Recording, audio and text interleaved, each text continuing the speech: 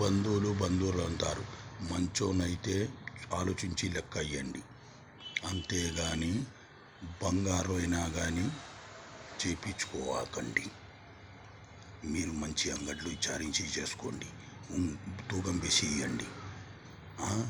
అన్నైనా తమ్ముడైనా ఎవరైనా కానీ, తమ్ముడైతే స్నేహితుల మాట విని లెక్క పోగొట్టుంటారు. అంతా పోయినాక వాడు తెచ్చుకునే ప్రయోజనం లే. ఇంకా అన్న అంట భార్య మాట విని బామృదు మాటను విని ఇది చేస్తాడు. బ్యాంకులో వేసుకోండి, మీరే సొంతంగా పోండి. బ్యాంకులో ఒకటి జరిగితే 4 జరిగినాయి అంటారు. సొంత మామ ఉంటే ఆనాడులో ఎంతో మర్యాద ఇస్తున్నారు. ఈనాడు ఎవరో కొంటారు. ఒక్కడు మంచిగా ఉంటే అందరు అట్నే అనుకో, తెలిసే వాళ్ళు డబ్బులు ఆపిస్తారు, మీ పానం నష్టం అని చేస్తాడు. మంచోడైతే వదిలిపెట్టాకండి, చెడ్డోడైతే దూరం పెట్టండి. మోసం నా కొడుకులు ఎక్కువ అయిపోయినారు. నా స్నేహితుడికైతే చాలా నష్టాలు చేసినారు. వానికి అన్నీ తెలుసు. ముఖం చూస్తానే వాడిని పెట్టడో చెప్పేస్తాడు. వీళ్ళు నా కొడుకు అని నెల ముందే చెప్పేస్తాడు. అట్ట మంచోనికే వీళ్ళు ఏనునో కబుర్లు చెప్తాడు. చూసకుండా పోతాడు. అది తప్పు. సారిగా అట్ట పోవద్దు. స్నేహితుడైతే రారాప్తారు బంగారం అమ్మి తింటారు. వాని ఇల్లు వాకిలి అన్నీ అమ్మి తింటారు. వాని పానంట వాడు ఈ సావనినా వాళ్ళ అన్న తమ్ములతో సావని, వీడు అమ్మ నాన్నతో వీళ్ళు బాగుండాల, వాడు అమ్మ నాన్నతో తమ్ముడితో నష్టం కావాలి. ఏమది న్యాయము? ఒక్కరు అమ్మ నాన్నకు మీరు అమ్మ నాన్న చూసుకుంటే వాళ్ళకి బాగుపడని చెప్పండి, వాడిని కూడా వదిలిపెట్టాలి. అంతేగాని నువ్వు అమ్మ నాన్నతో బాగుండాలా, వానికి చెడు పని చెప్తారు. బేకన్నా కొడుకులారా, మళ్ళీ ఏమో గొప్పలు చెప్పుకుంటా అంటాడు. ఒకడైతే నష్టాలు బంధువులకి నష్టాలు చేశాడు, మళ్ళీ అందరు చెప్పుకుంటాడు నేను గొప్ప చేసిన వాళ్ళు. మోసం నా కొడక ఎట్టారని చెప్పి దేవుడు ఇచ్చినాడు. అందరికీ దేవుడే అలా దొంగన కొడుక ఇచ్చేది. ఎట్ట ఇచ్చినాడు? ఒక మ్యాటర్ చెప్పి ఒక మ్యాటర్ ఆశ దోచుకున్నావా? ఊరికి ఎవరన్నా చంపి డబ్బులు లాక్కున్నావా? నిజాది కష్టపడినావా? కష్టపడిన డబ్బు ఎన్ని వచ్చినాయా నీకు?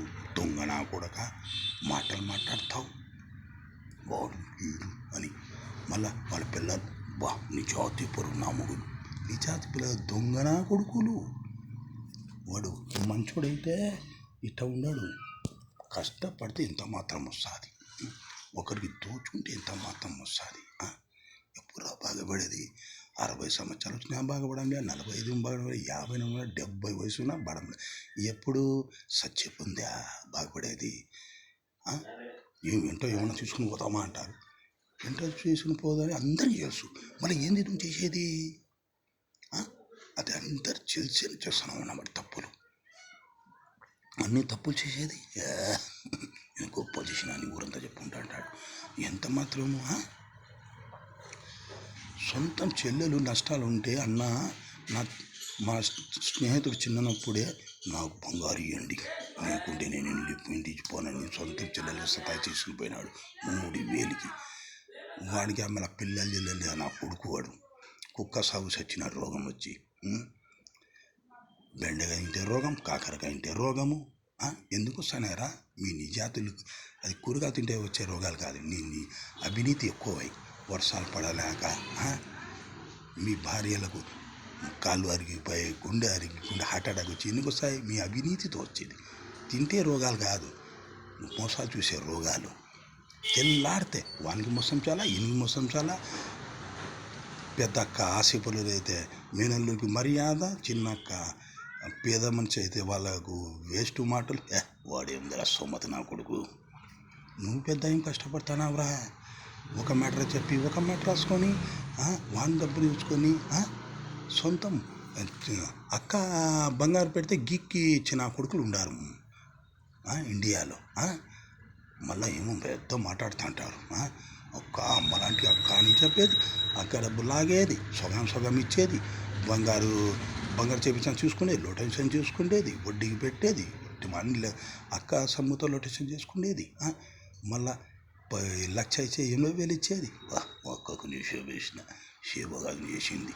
దొంగ నా కొడక అక్క బావ డబ్బులు చూసుకొని వాళ్ళు పాల నష్టం చేసే నా కొడుకు కొడుకున్నారాము. ఎప్పుడా మారేది? దొంగ నా కొడుకల్లారా మీరు? వాళ్ళకు నేను నిజాతి పరువుని, నీ నిజాతి పరువు ఏడన పెట్టు. పొయ్యిలో ఆ పితితి నా కొడుకులారా. నిజాతి నువ్వు కాదురా చెప్పాల్సింది, వేరే వాళ్ళు నీకు చెప్పాలా నిజాతి అని. ఎన్ని రాళ్ళు ఇంకా మోసం చేసుకుని బతుకుతారు మీరు.